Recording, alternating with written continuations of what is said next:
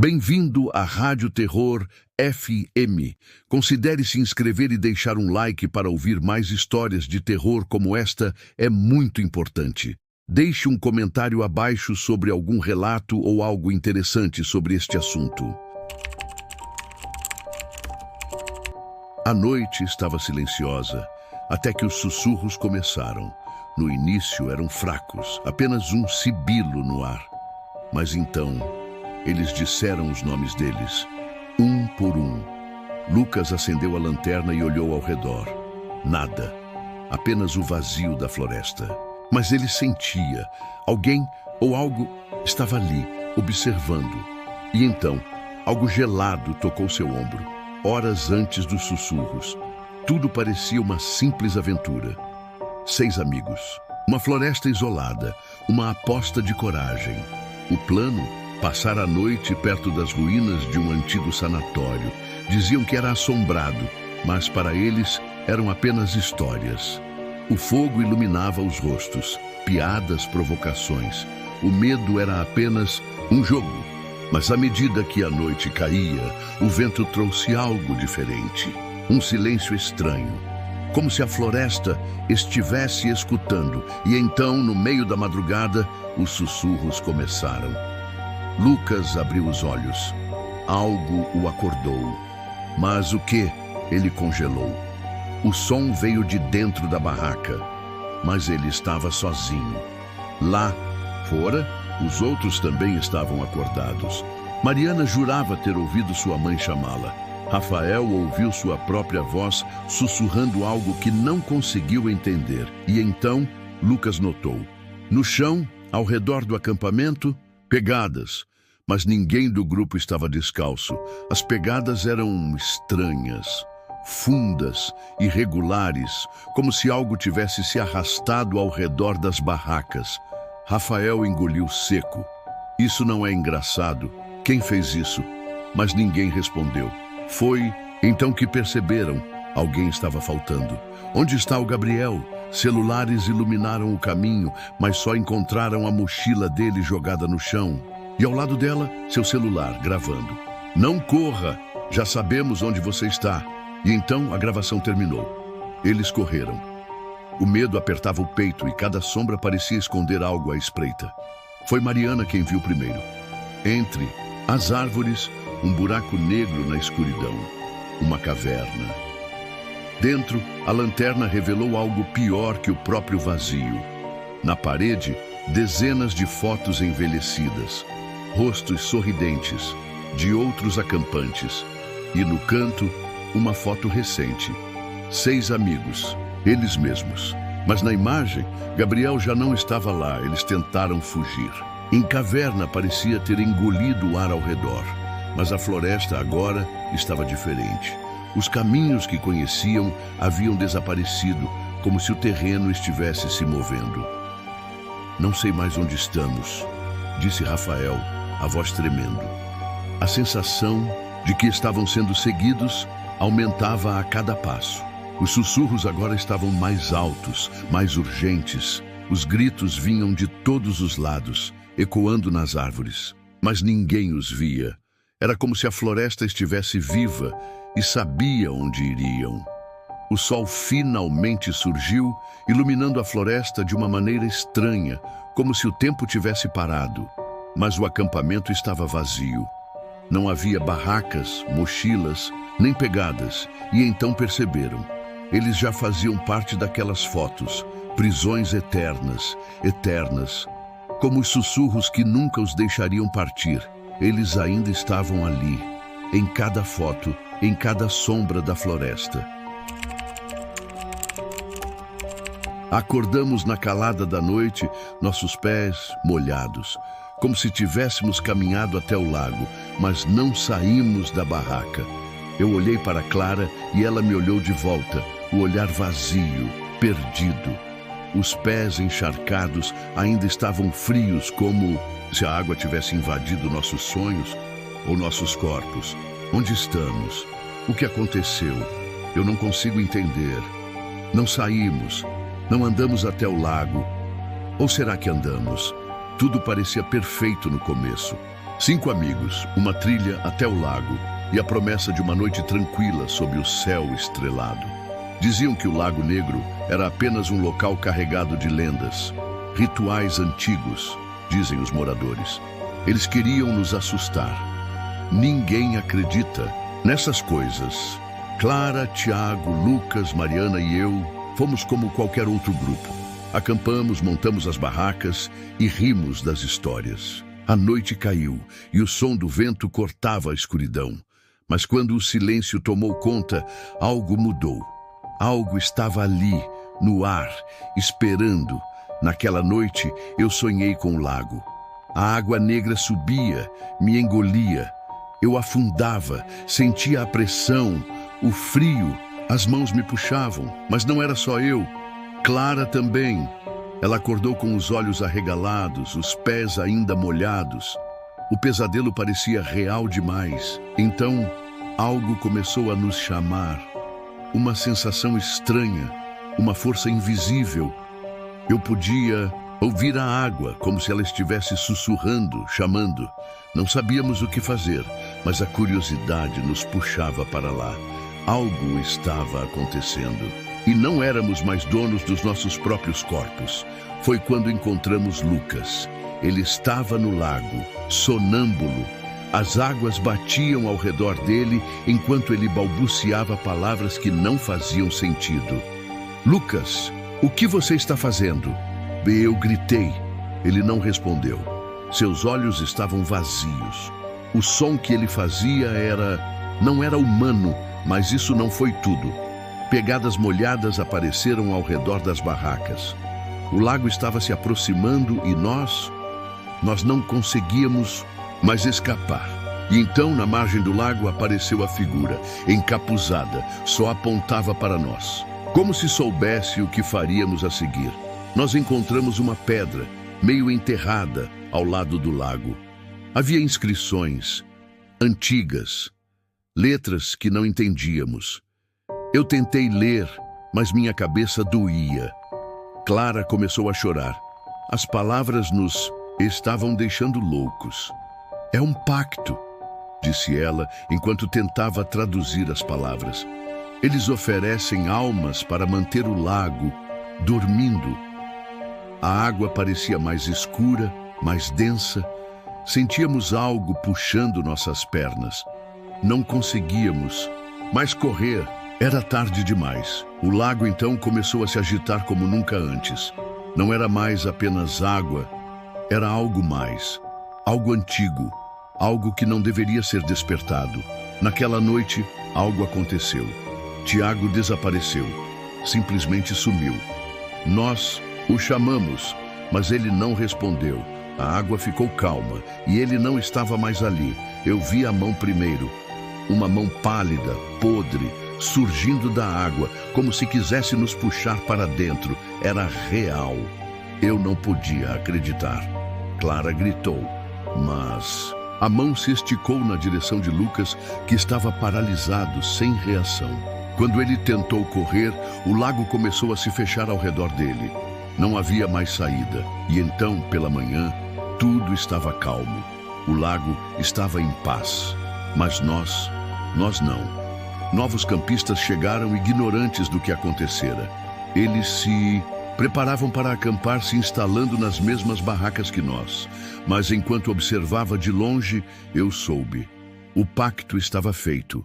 Eles eram as próximas ofertas. O lago não estava mais em silêncio.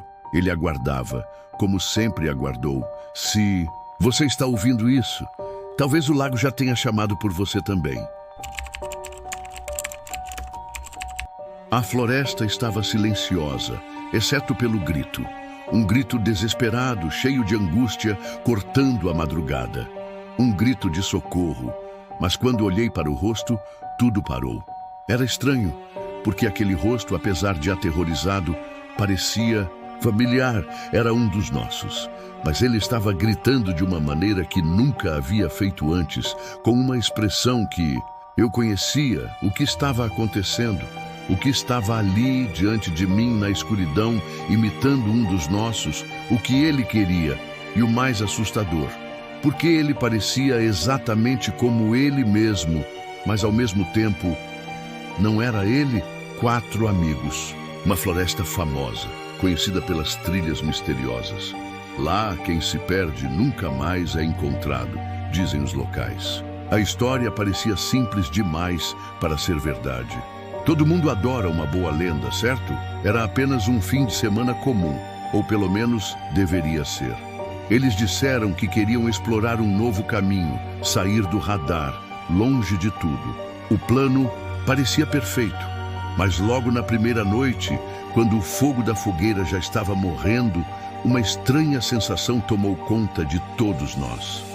O vento estava diferente e algo nos observava, algo familiar. Foi então que vimos a primeira aparição. Um homem parado na escuridão da floresta, completamente idêntico a um de nós.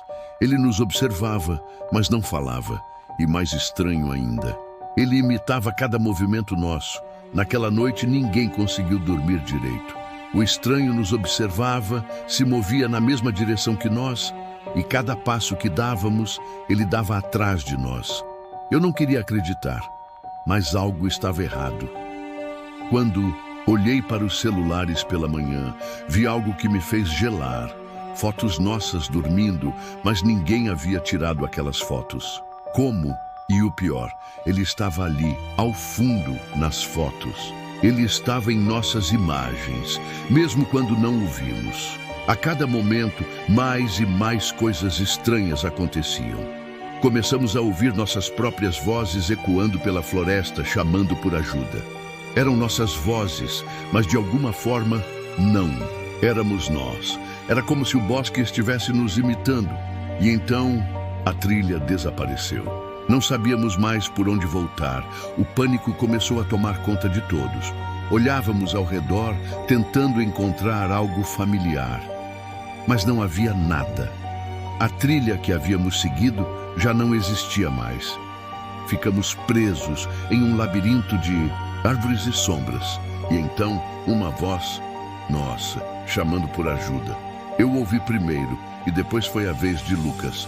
Todos nós ouvimos. Mas não éramos nós falando. Eram os nossos ecos. Nossas vozes em outras bocas, nos imitando. Vimos os estranhos se aproximando de nós, sempre com os mesmos movimentos, imitando exatamente o que fizemos. Eles eram nós, mas não eram. A sensação de pavor começou a se transformar em terror real. Quem éramos nós ali? Quem estava realmente ali entre nós? E se as cópias estavam tentando nos substituir? O que aconteceria quando eles tomassem o nosso lugar? Foi quando percebemos. As cópias estavam tentando nos substituir. Era isso o tempo todo. Elas não queriam matar. Elas queriam ocupar o nosso lugar. Olhei para Marcos e vi o terror em seus olhos. Ele já sabia. As cópias estavam nos estudando, imitando nossos gestos, nossa maneira de andar, nossas palavras. Cada movimento era uma tentativa de se tornar nós.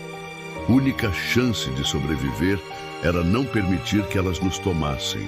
Não podíamos confiar em nada que fosse familiar. Tudo estava distorcido e nós começamos a duvidar de tudo e todos ao nosso redor. Eu não sabia mais o que era real. A única coisa que eu sabia era que precisávamos sair antes que fosse tarde demais. A luta pela sobrevivência começou quando tentamos escapar. Tentamos correr, mas estávamos cercados por eles. Ou éramos nós? Era impossível saber agora. Quem era quem? Quem ainda era humano? A batalha era entre nós e nossas cópias. Os olhos, as expressões, os gestos. Eram todos iguais, mas o instinto dizia algo diferente. Algo estava errado. Lucas tentou se afastar, mas uma cópia dele o alcançou. No último momento, ele gritou, mas eu não sabia se era ele mesmo ou a cópia. O medo estava dominando, e a linha entre a realidade e a ilusão desaparecia. Tentamos tudo, mas no final, apenas um de nós conseguiu fugir. Eu consegui escapar, mas algo estava me consumindo. Eu cheguei na cidade, exausto, desesperado. Mas algo estava errado. Minha própria voz não era mais a mesma. Eu falava, mas a tonalidade estava diferente. O som estranho. Tentei falar com as pessoas, mas elas me olhavam com estranheza, como se não me reconhecessem, como se algo estivesse errado comigo. Eu sabia o que estava acontecendo, mas não queria acreditar. Eles estavam aqui, dentro de mim. Talvez eu tenha fugido da floresta, mas a floresta nunca deixou de me perseguir. E agora, talvez eu seja uma cópia também. E quem está realmente me ouvindo agora? Era uma noite tranquila, ou pelo menos parecia ser. O grupo de 10 jovens estava reunido em torno da fogueira, rindo e compartilhando histórias, como qualquer acampamento de férias. Mas algo parecia errado. Quando todos olharam ao redor, perceberam. Havia uma barraca a mais, posicionada no círculo, que ninguém lembrava de ter montado. Ninguém havia visto ninguém montando. E o mais estranho, ela estava ali, perfeitamente armada, como se sempre tivesse estado. O silêncio caiu sobre o grupo. Quem havia montado aquela barraca? Quem estava lá? A sensação de desconforto começou a crescer, mas todos tentaram ignorar. No fundo, sabiam que algo não estava certo. O acampamento parecia ideal para uma pausa da rotina. Uma área isolada, rodeada por árvores altas, onde ninguém poderia perturbar o grupo. No check-in, todos haviam recebido seus equipamentos e se acomodaram nas barracas. Tudo parecia normal, ou pelo menos era isso que todos queriam acreditar. Mas logo, à medida que a noite caía, algo estranho aconteceu. Ao se sentarem em volta da fogueira, repararam naquela barraca extra. Ninguém sabia de onde ela havia vindo, nem quem a havia montado. Talvez algum outro grupo estivesse por perto, mas não havia ninguém. Apenas a barraca, silenciosa, no meio de todas as outras. Enquanto olhavam para ela, uma sensação de desconforto se espalhou pelo grupo, como uma sombra que se espalha sem ser vista. Naquela noite, ninguém conseguiu dormir. A sensação de que algo estava errado só aumentava. E o que parecia ser um simples engano, logo se transformou em algo muito mais sinistro. Na manhã seguinte, quando todos se reuniram, algo ainda mais perturbador aconteceu. Um dos amigos, um rapaz de cabelos curtos e olhos azuis, havia desaparecido. Sua barraca estava vazia. E por mais que procurassem, não havia vestígios de onde ele poderia ter ido. Mas o mais estranho de tudo foi o que aconteceu quando olharam para a barraca número 6. Em letras grandes e assustadoras, o nome do desaparecido estava escrito na porta da barraca. Todos congelaram, mas ninguém sabia o que fazer. A sensação de terror tomou conta. Era como se algo ou alguém estivesse controlando o que acontecia ali. E eles estavam apenas começando a perceber o quanto estavam presos naquela maldição. A cada noite, um novo desaparecimento, cada vez mais angustiante. Não havia explicação, mas cada manhã, ao acordar, uma nova lembrança macabra surgia. Os nomes dos desaparecidos estavam escritos na barraca número 6. Cada nome, uma promessa de terror. Cada desaparecimento, mais uma peça do quebra-cabeça que ninguém queria montar. Tentaram desmontar a barraca, mas, por mais que trabalhassem para tirá-la dali, ela sempre reaparecia intacta, como se fosse imune à realidade ao redor. Nenhuma explicação, nenhuma razão lógica. A tensão foi crescendo e os gritos começaram a ser ouvidos. Gritos abafados vindo de dentro da barraca número 6. Mas ninguém tinha coragem de abrir. O medo era maior que qualquer impulso de salvar quem estivesse lá dentro. E então, o pior aconteceu. Tentaram fugir, mas quando olharam ao redor, perceberam que estavam presos, trancados no acampamento. Não havia mais saída. Foi então que uma das campistas, uma jovem com cabelo curto e olhos castanhos, encontrou algo. No fundo de uma das barracas, um diário antigo, amarelado, com páginas rasgadas e desgastadas pelo tempo. O que estava escrito lá mudou tudo.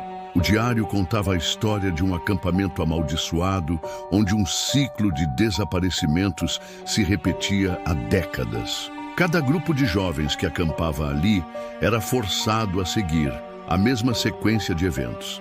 A barraca número 6 surgia, e as almas dos desaparecidos eram aprisionadas nela, até que o ciclo se repetisse novamente.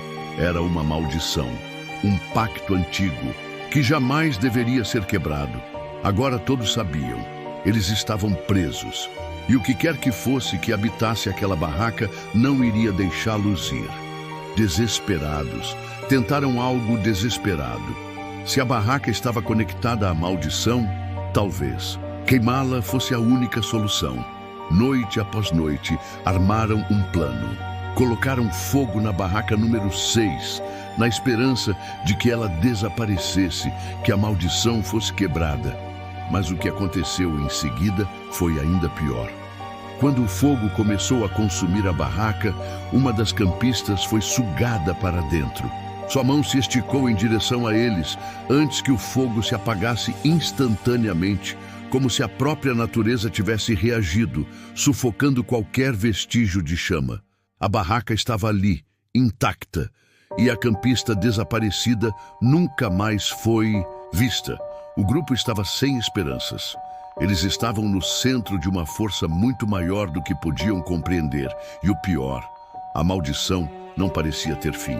Na manhã seguinte, um novo grupo chegou ao acampamento, animado para o que deveria ser um final de semana de diversão. Eles não sabiam o que os aguardava.